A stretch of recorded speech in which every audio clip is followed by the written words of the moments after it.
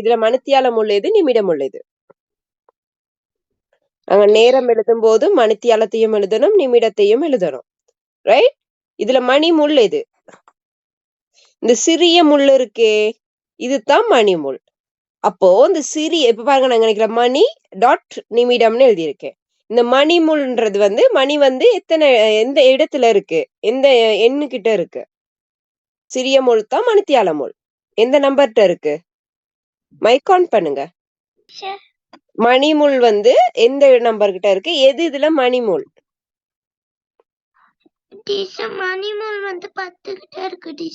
அதாவது இந்த சிறிய முள் தான் மணிமுள். ஆகவே அந்த 10 என்ன செய்யறோம், மணித்தியாலத்துக்கிட்ட இப்படி டாட் வச்சுட்டு எழுது. இதுதான் செய்முறை கண்டிப்பா செய்யணும்.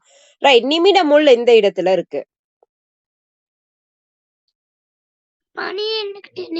12 கிட்ட இருக்குன்னு சொன்னா நாங்க என்னன்னு எழுதணும். நிமிட முள் 12 கிட்ட இருந்தா நாங்க என்னன்னு நிமிடத்துல எழுதணும்.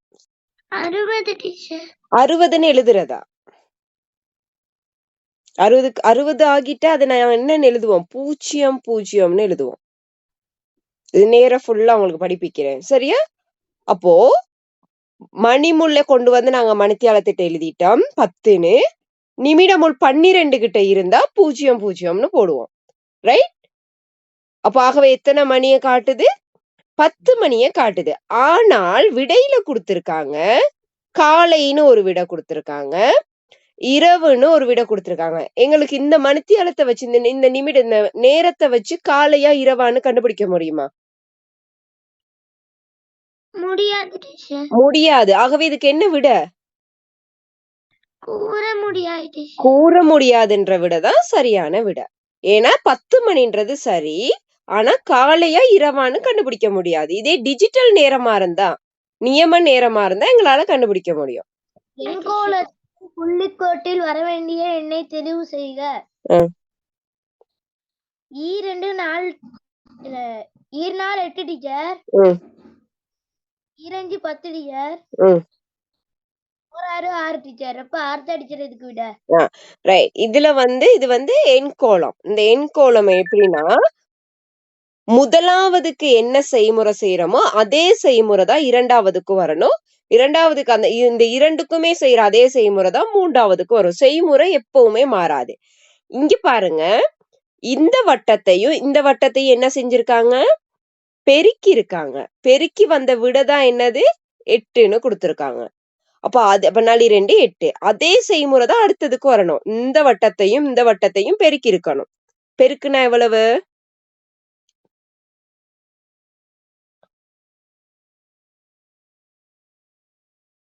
5 2 பெருக்குனா 10. அப்ப அந்த 10 தான் இதுக்குள்ள வருது. அப்ப அதே செய்முறை தான் அடுத்ததுக்கும் வரணும்.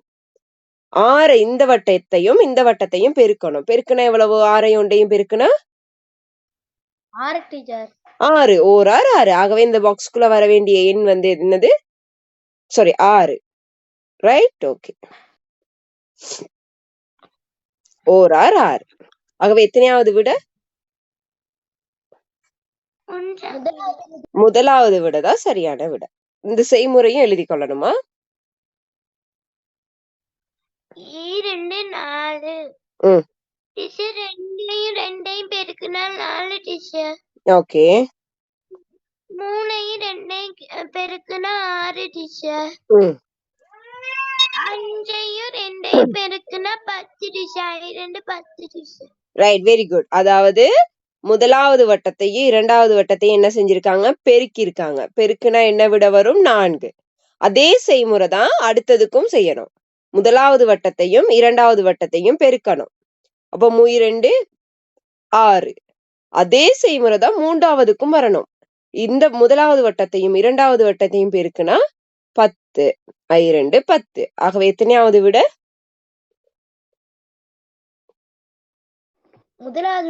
முதலாவது விட போட்டிருந்தீங்கன்னா விட சரி போட்டுக்கொள்ளுங்க. கீழே கட்டத்தினுள் பிராணிகள் சிலவற்றை படங்கள் தரப்பட்டு அப்படங்கள் குறிக்கும் ஆங்கில எழுத்துக்களும் தரப்பட்டுள்ளன. அதனை வைத்து வினாக்களுக்கு விடை தருக. அப்ப டீச்சர் இதுல கேட்டிருக்கு, இங்கு இல்ல டீச்சர் தவளைக்கு கொடுத்திருக்காங்க டீச்சர் ஆங்கில எழுத்து ஏ. இது நாய்க்கு கொடுத்திருக்காங்க டீச்சர் பி. பூனைக்கு கொடுத்திருக்காங்க டீச்சர் சி. கோழிக்கு கொடுத்திருக்காங்க டீச்சர் டி. அப்ப டீச்சர் இதுல கேள்வி கேட்பாங்க, இங்கு மிகவும் அதிகமாக உள்ள பிராணியை குறிக்கும் ஆங்கில எழுத்து எதுன்னு கேட்டிருக்காங்க டீச்சர். அப்ப எண்ணி பார்த்தா டீச்சர் 1 2 3 4 தவளை தான் டீச்சர் நிறைய இருக்கு டீச்சர். ரைட். இப்ப இதுக்கு செய்முறை எப்படி எழுதணும்? முதல்ல தவளை தானே இருக்கு, தவளைய வெட்டுவோம். 1 2 3 4. அப்ப தவளைக்கு பக்கத்துல 4ன்னு எழுதுவோம். அடுத்தது என்ன தந்திருக்கிறாங்க? நாய். அப்ப 1 தான் இருக்கு, அப்ப அதை வெட்டிட்டோம். இப்ப இங்க எழுதிட்டோம். வெட்டி தான் செய்யணுமா? ரைட். அடுத்தது என்ன தந்திருக்காங்க? பூனை. பூனைய மார்க் பண்ணுவோம். 1 2 2 தான் இருக்கு, ஆகவே 2ன்னு எழுதிக்கொள்வோம். அடுத்தது கோழி. 1 2. இப்ப பாருங்க, ஏதாவது விடுபட்டு இருந்தா குயிக்கா தெரியும் எங்களுக்கு. ரைட். இப்ப முதலாவது கேள்வினா அதிகமாக உள்ள பிராணி எது? தவளை. தவளைக்கு எந்த எழுத்து கொடுத்திருக்காங்க? ஏ டீச்சர். ஏ கொடுத்திருக்காங்க. ரைட். இப்ப அடுத்த கேள்வியை குயிக்கா சொல்லிடலாம். இரண்டாவது கேள்வியை விளங்கப்படுத்துங்க அப்போ. Right teacher. இங்கு மிக குறைவாக உள்ள பிராணியை குறிக்கும் ஆங்கில எழுத்து எதுன்னு கேட்டிருக்கீங்க டீச்சர். நாய் டீச்சர். பாருங்க, பார்த்ததுமே தெரியுது நாய் 1 தான் இருக்கு, ஆகவே பி. இதே கேள்வி கிரேட் 5க்கு எப்படி வரும்? சில நேரம் என்ன செஞ்சிருப்பாங்க, ஆங்கில எழுத்துக்கள் இலக்கங்களை கொடுத்து இதுல அதிகூடிய இலக்கங்கள் உள்ளது, எந்த இலக்கம் அதிகமாக இருக்கு, இல்லாட்டி எந்த எழுத்து அதிகமாக இருக்கு, எந்த எழுத்து ஒரே தடவை வந்திருக்கு ஒரே எண்ணிக்கையில, இது மாதிரி தான் கேட்பாங்க. இதே கேள்வி கொஞ்சம் வித்தியாசமா வரும் கிரேட் 5க்கு. இப்ப இந்த கேள்வி கஷ்டமா இருக்கா உங்களுக்கு?